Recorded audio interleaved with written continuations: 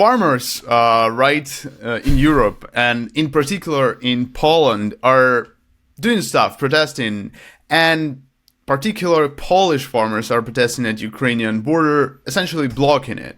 Yes, you might have heard about some tensions between Polish farmers and Ukrainians, and those are not completely unjustified. So we decided to look into it and kind of unpack this whole can of worms for us, for you, and for our Ukrainian viewers, if you will, and to look deeper into why is this like that? I mean, Poland has been for the longest time positioned themselves as a pretty anti-Russian country. Am I right, Mark? They've been especially vocal about how Russophobic they are. The biggest partner of Ukraine, even before the Russian invasion, in 2014, Poland was always the biggest friend and partner of Ukraine and the country which tried to help us go into NATO, get into European Union, and we are like eternally thankful for that. But yeah, we're not here to deny this. We've had some Polish people on our podcast before. We've discussed these issues before. But lately some things have happened. Yeah, by the way, watch all of them, just on the loop at your house all the time. Anyway, the thing is that there are protests of farmers overall in Europe. It's important to know the context. It's not just Polish farmers protesting the Ukrainian border. There's literally farmers protesting everywhere. Germany, France, Portugal, you name it, there will be protests there. And the reason for that is in internal European politics, had to do with subsidies, has to do with economics, has to do with ecological regulations, CO2, which they regulations. Yeah, we're not here to deep into that. The thing is that kind of an this is one thing we are not experts at, right? Yeah, no idea on CO2 and farming, and I hope I never have to get into this. However, what we are experts on is Ukraine. And the thing with the main challenge and the main kind of thing that the Polish farmers have been really vocal about is that because Ukrainian grain, according to them, has been saturating Polish market so much, the price on Polish grain and Polish produce actually went down. So they're protesting and not letting any of Ukrainian grain go into the territory of Poland. The problem with that is in the first year before the war, when Ukrainian ports were blocked and we were unable to send our grain to African countries, the agreement that Poland, Ukraine, and everybody else reached is that we were gonna use Poland as a transit country. So the country that the grain is going to go through their ports and exported to countries like, for instance, Morocco. And Ukraine has been pretty good at following through with our promises. We do not import our grain to the same extent that we were importing them before. And even more that the situation has kind of leveled up to the pre-war. So it's not a real issue at this point. Just like the number I've heard is like less than 5% of Ukrainian grain export goes through Poland right now. So it's a really low number. It's a minuscule amount. Yeah. But there's something you would say then, well, if this is the real deal and the numbers are this low and if everything is as agreed, why are Polish farmers protesting?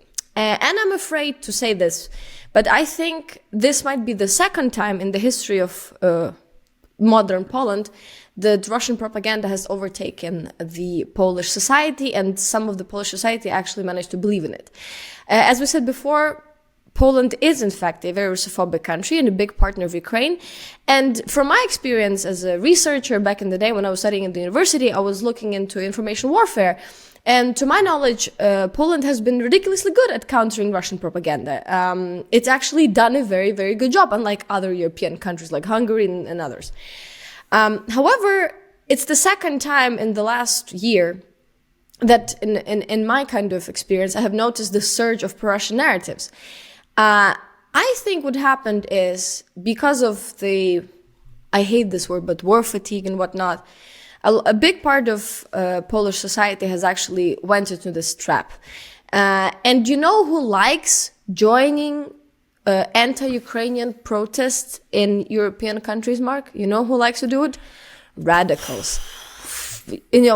Crazy. It's crazy. a Radicals completely who- new thing. And those are, wait a second, aren't those the same people who like go into Russia and make photographs with Russian officials and travel to occupied Crimea and all this stuff? Am I right? Impossible. No? Impossible. No, actually, that's true, unfortunately.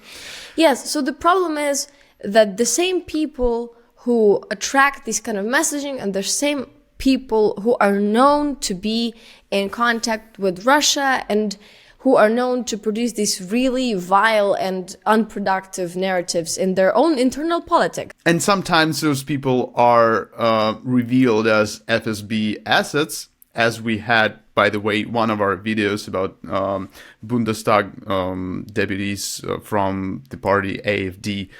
You can watch it and be amazed at the level of Russian, I don't know how to call it, interference into European politics. So yeah, it's a big deal. And the problem with this is that those people are creating provocations, they are provoking, and they are sending this really, really bad narrative. Now, Poles, instead of feeling of Ukraine as a country which is at war with huge adversary, they now think of Ukraine as competition, and which is worse than competition is unfair competition. Somehow Ukrainians are doing something sneaky and doing cheap grain, selling them, stealing something from someone, and it works, unfortunately. And most of the Polish people are supporting these farmers. The Polish government supporting this protest, thinking of stopping all trade between Ukraine and Poland. And if it's not a win for Russia, I don't know what it is. And imagining it just a year ago would be like crazy. Yeah, I mean, and these things kind of seep into the kind of this non-radical pro-Ukrainian Polish government, because just now Tusk has actually said that Poland is in talks with Ukraine on temporarily closing border for trade altogether, which is very disturbing, because instead of looking into what actually is and presenting people with numbers and presenting people with actual facts, we're in a situation when politicians actually pander to the big part of, people who are very wrong for political reasons that are obvious. Another election soon, can't be arguing with people. But the problem is that Ukraine is not, for the time being, in any way, shape, or form, a rival to any European country. We're not even close at this point. I mean, we are closer than ever to entering European Union, but that is still a long way to go. And it is very difficult to battle, if you will, 2 or even 3 fronts at the time, because you have Russia here with actually military war, you have Hungary with their political war against Ukraine, you have Belarus, which is by extension is just Russia, that's where they launch their missiles from, and then you have Poland, who is essentially, as they say, looking, to protect their own interests over Ukrainian. But the problem is that Ukraine winning and Ukraine prospering is also a kind of goal and interest of Polish state, as they stated before. And so, blocking trade altogether, well. I don't know if blocking trade altogether with Ukraine is somehow going to change anything, really. I mean, there's not going to be more. Yeah, or help Poland. There's another thing. There's also another side of this problem, is that Ukraine is filled with Polish produce. Yes. Like all the shelves are full of Polish products. It's just if you think about it, I don't think Ukrainian products are that go into the Polish shelves. Yeah, at the rate of Polish products going to Ukrainian shelves. So Polish producers will be hurt by this. Ukrainian consumers will be hurt by this because the prices will go up. Everyone will just be sad all the time. And then another thing. Yeah, and if somebody wants to protest something in Poland, which, I mean, they have every right to, there is a legitimate cause for protest, and there is legitimate cause for blocking. So yesterday, they were news in Ukraine. They were trying to debunk these news by spreading more fake news around it. But as a matter of fact, this actually happened. It is not fake. We know these people. A very famous Ukrainian journalist called Mikhailo Tkach. He's a very famous investigative journalist in Ukraine. And he's known for making these outrageous, in a good way, investigations about Ukrainian government, about corruption, about Ukrainian politicians that flee, oligarchs who flee the war and who hide in Monaco and whatnot. He actually went to Poland to film something that wasn't a secret for a very long time ago. And I'm surprised that some Poles believe that this was a secret, and now it's kind of, the worms are out of the can. Cat is out of the bag, I don't know. He went to film how Belarusian and Russian goods are entering Poland from Belarus. And he was captured, he was arrested by local authorities, by the police, by the Secret Service. They were held there for a good 4 hours until Ukrainian embassy actually intruded into this fact. And what we have learned from this journalist, Mikhailo, is that in fact they were questioned. Some of their equipment was taken away and some of their materials were erased. And the statement from the authorities as of today is that because Mikhailo was filming railroad tracks, and railroad tracks are in fact a strategic infrastructure facility in Poland in time of neighboring war. He could not have done it, and it was illegal to do it, and that's why he had to question them and detain them. The problem is that if railroad tracks are, this critical infrastructure for Poland, you can't film them. But you can run around them and drop grain from them. Yeah, and film them. By the way, they're blocking them with tractors, shooting from the drones, these aerial pictures of grain just spilling out. So it's not really they not only do that, they shoot the military equipment which goes to Ukraine. I recently saw the video of airplane fighter jet going through to Ukrainian border, which is not cool. I mean, like, we are at war. We're at war, and this is actually very dangerous. But again, we know that, as of now, Russia has no obvious intention to strike territory of Poland, so I guess it's fine. The problem is that there has not been any explicit kind of understanding that filming railroads is illegal. It's not. I've seen some arguments stating, especially from certain Poles, that said, well, can you go and film Belarus from Ukrainian side? And that is a stupid question. Yeah, we do. Guys, I don't know if you know about this, but there are actual tanks and landmines everywhere near that border because we're at war, because rockets are being launched every single day from the territory of Belarus on Ukraine. No, you can't go film there, not because it's illegal, but because you can actually die there, and there is army there with guns. How is this even comparable? These false equivalencies make me really, really, really angry, because you don't make the same false equivalencies from filming, railroad tracks when you spill grain and railroad tracks from Belarus, and yet you are willing to make the same equivalency when you talk about Ukrainian-Belarus border and Polish-Belarus border. That is stupid. Don't do that. I don't even know who are we arguing with. So it's really. I'm pretty sure. Yeah. I'm pretty sure most Polish people saw the pictures of blockade, saw the pictures of spilled grain, and felt like this is not right. I hope so. I the only thing yeah. that I'm trying to achieve here by this video, and not only just that, but also explaining these things, is that it is very kind of obvious why Ukrainians are so frustrated. We are very aware that everybody takes care of their own economy and their own countries. We are very aware. But the fact is, Ukrainians were very, very, very hurt by what they saw during previous weeks. Yeah, you don't spill. First of all, you don't spill grain because it's sacred. It's like a cow in India. It's two things. You just don't do that. It's two things. First of all, those are throwbacks to Holodomor, right? Where people would get shot for having 3, strands of grain in their pocket. And when food was not there and people died because of it.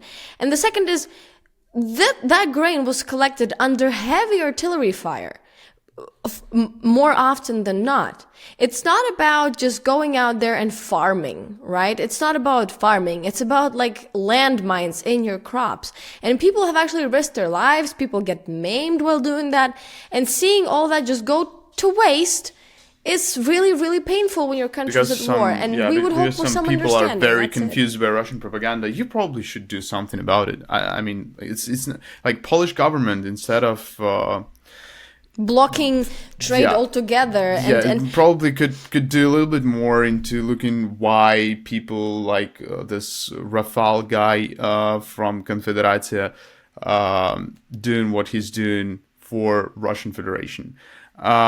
You should probably, like, instead of arresting Ukrainian journalists, filming and making an investigation about your trade with Russia and Belarus, you could probably investigate those who spread Russian propaganda and those who actually like creates huge provocations, like that one which the guy who made a banner which said, Putin, please deal with Ukraine in Brussels. Like, what the actual fuck?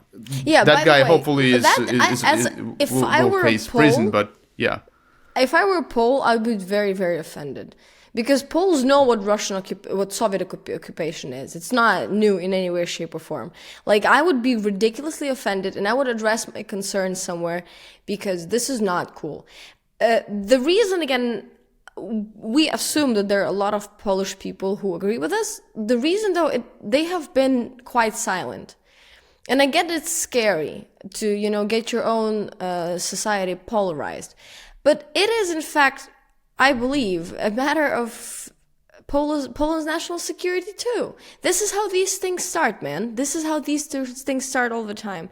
It's a wrong cause, stupid idea, and it's at the end of the day, it's going to be okay. Like, if you need to protest European Union's regulation on your industry, you should. Go to Brussels. Go to Brussels. I don't know. Go to Be Warsaw. Like go to Warsaw. Don't touch those who are. Yeah. Don't touch those who are in pain, in huge pain. You cannot imagine the amount of pain Ukrainians face every day. Every day bombings. Every day, like, hundreds of people die. Some of them on the front line. Some of them are just sleeping in their homes.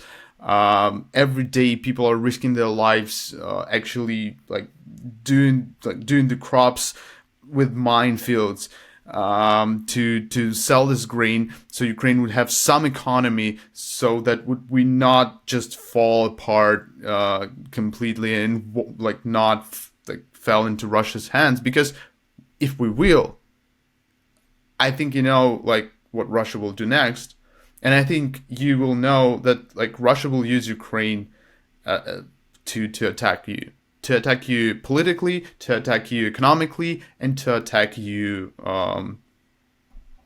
militarily. So yeah, stop doing what you're doing, guys. Subscribe to this channel. Share good this advices video to spread the grain of truth. I'm sorry. We are getting cancelled after that. Puns. This is how low we have come in the humor sense. Like, this is not gonna get better. So please. Thank you very much. Yeah, and look closer in those who are doing the bad stuff. Look closer in those who are sacrificing something really good, which is friendship, for something really not worth it. I'm gonna insert a picture of Slavik and Slavko here. Because Slavik and Slavko should be happy together, not stealing knives from each other. Okay, that's it. Thank you very much. Great. See you next week. See you next week. Bye.